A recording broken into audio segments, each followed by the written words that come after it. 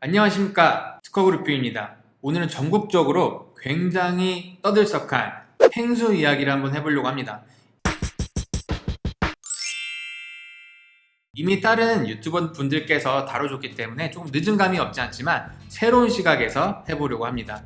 옆에는 좀 제보자입니다. 제보자 가오나씨 멀리서 오셨기 때문에 저희가 한 몇 부 나눠가지고 같이 진행을 해보려고 합니다. 이 제보자분께서 하고 싶은 말이 굉장히 많은 것 같습니다. 그럼 한번 바로 들어가 보시죠. 소개 같은 거 소개나요? 하시나요? 죄송합니다. 그럼 한번 게스트 자기소개 한번 해주시죠. 저는 현직 변리사로 일하고 있고요. 지금 이 펭수 사태에 대해서 심각성을 상당히 고민하고 있는, 그래서 지금 특허그룹뷰에 제보를 하게 됐어요. 그럼 제보하려고 일본에서 오셨나요? 그런데 굉장히 목소리가 낯익습니다. 일단은 그 펭수 이 사건과 관련된 상표가 뭐 한두 개의 있겠거니 라고 생각했는데 그 수가 어마어마합니다. 먼저 그 펭수와 관련된 상표 현황부터 살펴보시고 가겠습니다. 일단 펭수 관련된 상표는 키워드 기준 총 4개입니다. 펭수, 자이언트 펭, 펭하, 펭밥 이 4가지가 네네. 다양한 상품 분류에 대해서 출원이 돼 있고, 네네. EBS가 아니라 네. 다른 개인들이 EBS보다 조금씩 먼저 음. 출원을 해둔 상태입니다. 네네네. 아주 빠르지도 않고요. 올해 11월인 걸로 제가 알고 있거든요. 정확히. 11월 11일 네. 빼빼로 데이입니다. 11월 11일이면 펭수가 상당히 유명해진 다음인데 네네. 왜 이런 개인들이 이런 시도를 했는가 네. 라는 게 어느 정도 이상했고, 네. 거기에서 대리인들이 개입돼 있다, 변리사들이 개입돼 있다 라고 하는 사실에 충격을 네. 금할 수가 없었습니다. 어떻게 지식재산권을 보호한다는 변리사가 그런 일을 할 수가 있는지. 공부를 자, 그러면 사건의 흐름을 시계열적으로 한번 보도록 하겠습니다. 일단은 EBS에서는 2019년 9월 17일 제 생일입니다. 그때 상표 출원을 먼저 했는데요. 아하. 근데 그때는 그 펭수의 전신 사진으로만 이제 상표 출원을 했습니다. 그래서 뭐 다양한 상품 분류에다 했는데, 자, 그 다음에 이제 최모 씨가 출연을 해요. 아까 말씀해주신 2019년 11월 11일에 대리인 서모 씨를 선임해가지고 펭수와 자이언트 팽을 키워드로 잡아가지고 상표 출연을 했습니다. 이게 어떻게 가능하냐? 아까 앞서 말씀드렸듯이 EBS는 펭수의 전신 사진으로만 상표 출연했기 때문에 그 호칭 자체에 대해서는 상표 출연을 하지 않은 것과 동일한 거죠. 그렇기 때문에 그 최모 씨가 출연했고요. 그 다음에 이제 9일 뒤인 2019년 11월 20일에 EBS에서 앞불싸 하고 나서 이제 펭수에 대해서 이제 상표 출연을 합니다. 그리고 나서 2019년 11월 27일 최모 씨가 또 대리인 서모 씨를 동일한 사람을 선임해가지고 EBS가 지정하지 않은 다양한 상품을 또 지정해가지고 상표 출연했습니다. 그리고 2019년 11월 27일 EBS에서 자이언트 팽 TV를 뺏길 수가 없으니까 유튜브 채널명을 자이언트 팽 TV를 지정해가지고 상표 출연을 했습니다. 아하. 보니까 그 최모 씨가 모르고 한 거라고 보긴 좀 어려워요. 이건 정말 주도 면밀하게 분석하고 EBS가 어떻게 반응하는지, 그러니까 EBS와 EBS 대리인이 어떻게 반응하는지를 살펴보면서 계속해서 빈틈을 공략해 나간 거예요. 근데 그게 사실은 빈틈이 아닐 수 있거든요. 근데 계속해서 시도를 하고 있다. 집요하게. 아하. 아주 주도 면밀하게 하고 있습니다. 그렇다면 김 변리사님, 이 다른 사람들이 지금 출원을 할 때 네. 혹시 자이언트 팽 TV의 구독자 수가 어느 정도 됐었나요?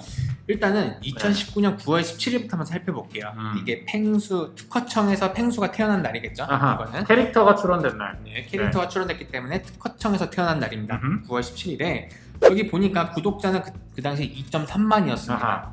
그리고 총 조회수 누적 데이터는 94만이었어요. 약 100만 정도였죠. 사실 이걸 가지고 엄청나게 유명하다 보긴 조금 어려울 것 같지만 어느 정도 인지도는 조금씩 쌓아가고 있었다. 근데 사실 그 당시 나이상 그렇게 중요한 게 아니죠. 자, 그렇다면 이 개인 출원들이 많아지기 시작한 네. 11월 들어서는 네. 구독자 수가 어떻게 됐습니까? 그래서 빼빼로 데이입니다. 아하. 최모 씨에 의해서 펭수와 자이언트 팽 상표 출원이 이루어진 11월 11일자를 보니까 구독자 그때 50만이 됐습니다. 아하. 네, 획기적인 사건이라고 적혀 있습니다. 지금은 거의 150만 넘었죠. 그렇다면 제가 왜 이 말씀을 드렸냐? 등록이 될 거라고 보십니까? 그래서 그 제3 최모 씨의 상표 출원의 등록 가능성에 대해서 말씀을 드리면 결론부터 말씀드릴게요. 이미 다른 분들께서 많이 밝히셨기 때문에 절대로 등록이 될 수가 없습니다. 0%인가요? 네, 거의 0%라고 보면 되겠습니다. 아하. 근데 저희가 0이라고 말씀드리기 어려울 수 있어요. 왜냐하면 이 상표를 심사하시는 심사관이 그렇게 생각을 안 한다면 그러니까 99명이 그렇게 생각하는데 심사하는 한 명이 그렇게 생각을 안 할 경우에는 물론 이게 뭐 출원 공고까지 이어질 수는 있겠지만 아하. 그래서 그 근거로 간단하게 말씀드리면 상표법에서 그러니까 상표를 등록받을 수 없는 사유로서 이제 밝히고 있는데요. 그 중에 제34조 제1항 제12호가 있습니다. 아하. 이거는 간단하게 말씀드리면 수요자를 기만할 우려가 있는 상표예요. 그런데 그 기만할 우려가 있는 상표 여기서 어떤 게 있냐면 널리 알려진 방송 프로그램의 명칭이나 뭐 영화, 노래, 뭐 제목, 뭐 이런 것들과 동일하거나 유사한 상표를 출원해서 그 일반 수요자를 기만할 우려가 있는 경우에는 그 상표를 등록시켜주지 않습니다. 자, 그렇다면 펭수 유명하죠? 그렇죠. 겁나 유명하죠? 네. 그렇기 때문에 이거와 동일하거나 유사한 호칭을 가지고 있는 상표 출원은 이 조항에 의해서 등록을 받을 수가 없는 겁니다. 그 조항을 판단하는 시점은 언젠가요? 이 조항 같은 경우에는 좀 공익적 성격이 있는 거예요. 그렇죠. 그러니까 우리가 보통은 수요자를 기만할 우려가 있다 이런 것들은 이런 공익적인 사유로 상표를 주지 않는 거거든요. 그렇기 때문에 등록 여부를 결정하는 그 시기에 그러니까 어떻게 보면 심사관님께서 딱 심사를 할 때 그렇죠. 네, 그때 펭수가 유명하냐 안 하냐 그거에 따라서 이 그 제3자 최모 씨의 상표 출원이 등록될지 여부가 갈릴 것 같은데 지금 뭐 구독자가 150만 넘어가고 그렇죠. 뭐 누적 조회수 같은 경우에는 뭐 1억이 넘어요. 아하. 그래서 이거 관련해 가지고 좀 우리가 참고할 만한 심사례가 있습니다. 바로 신과 함께인데 여러분 모두 신과 함께라는 영화 아실 겁니다. 그렇죠. 네, 주호민 작가님께서 쓰신 그리신 웹툰이고 그리고 그 웹툰을 기반으로 영화까지 제작이 됐는데 네. 어떤 분께서 그 신과 함께라는 그 상표를 약간 음식점 업에다가 이렇게 지정해가지고 상표를 출원하신 바 있습니다. 그때 그 특허청에 계신 심사관님께서 신과 함께라는 이 호칭은 그 주호민 작가 그 원작인 웹툰과 그리고 이를 기반으로 만들어진 영화의 그 제목과 동일하고 그 영화 같은 경우에 관객 수가 1000만이 넘었다. 그러니까 신과 함께라는 호칭은 유명한 상표나 마찬가지다. 그리고 이거와 동일한 당신의 출원 상표는 34조 제1항 제12호에 의해서 등록을 받을 수가 없다라고 심사 의견을 밝혔습니다. 자, 그러면 그 요건은 상품이나 서비스업의 종류랑은 관계가 없는 건가요? 그럼요. 아, 바로 그거죠. 그래서 여러분 지금 아직까지 제3자들이 낸 펭수, 자이언트 팽TV 등록 결정 시가 아닙니다. 아직. 그렇기 때문에 지금은 점점 EBS를 제외한 다른 출원인들이 불리해지고 있는 거예요. 그럼요. 여러분들이 계속 구독을 누르시거나 조회를 할수록 유명세는 올라가고 즉 그 말은 저명성이 점점 계속 높아지는 겁니다. 네네. 그러면 결국에는 이 제3자들의 상표 출원은 거절될 것이다 라고 보는 것이 제보자의 의견입니다. 이렇게 다른 사람들의 상표를 갖다가 먼저 출원하는 사람들을 업계에서 뭐라고 말하나요? 상표 브로커라는 말 많이 들어보셨을 거예요. 네, 그런데 뭐 좋은 의미로도 쓰일 수 있고, 근데 좋은 의미로 쓰면 뭔가 약간 에이전트, 약간 이런 말을 쓰기도 하는데, 약간 부정적인 의미를 담고 있긴 하죠. 브로커입니다. 상표 브로커의 의미는 그겁니다. 자기가 하지도 않을 거면서 그냥 상표만 선점해서 나중에 딜을 시도하는 그런 사람들을 상표 브로커라고 얘기를 하는데요. 한편으로는 사실 그런 행위가 무조건적으로 잘못된 건 아닐 것 같아요. 내가 사용하지는 않지만 내 돈 내고 상표 출원해서 권리를 가질 수 있잖아요. 그리고 다른 사람이 그걸 사용하고 싶을 때 그 권리를 파는 거죠. 이거는 괜찮을 수 있어요. 그런데 남이 사용하고 있는 그 상표가 특허청에 상표 출원되어 있지 않음을 보고 그리고 나서 그 상표 출원해가지고 등록을 받고 나서 그 사람한테 권리 행사를 하는 거는 굉장히 잘못된 겁니다. 출원까지는 저지할 방법이 없어요. 그럼요.